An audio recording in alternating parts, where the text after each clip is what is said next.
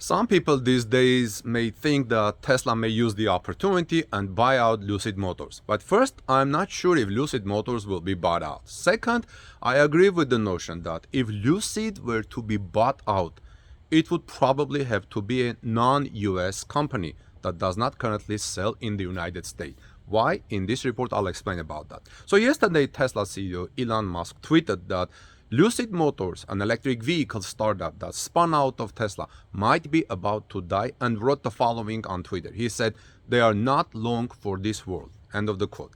Which is an idiom that means that Lucid Motors will not have long to live.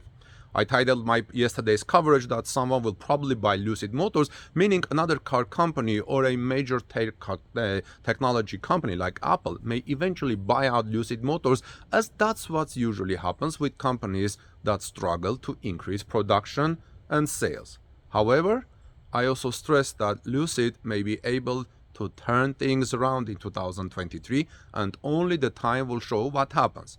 Now, if Lucid were to be bought out, who would buy this electric vehicle maker? There is a very interesting comment under my yesterday's coverage, which I want to share with you and ask your thoughts. This comment was under our YouTube coverage here.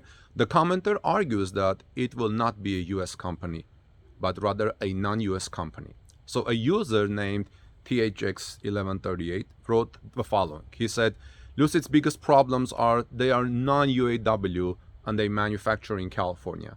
California is the most hostile environment in the world to manufacture in, and the UAW will simply not tolerate any company they have a contract with buying Lucid.